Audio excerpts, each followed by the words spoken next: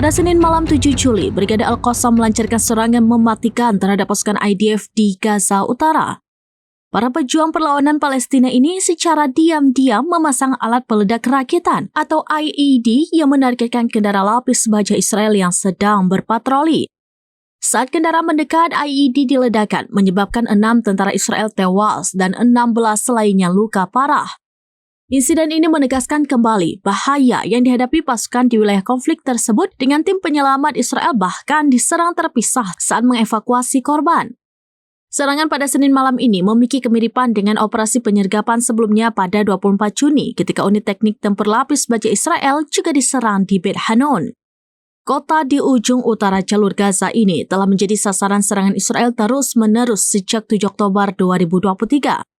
Insiden sebelumnya tersebut mengakibatkan 7 tentara Israel tewas menyoroti taktik perlawanan yang berkelanjutan dan efektif dari Brigade Al-Qassam. Rentetan serangan ini mengindikasikan bahwa ketegangan di Gaza Utara terus memuncak dengan kerugian signifikan di pihak Israel.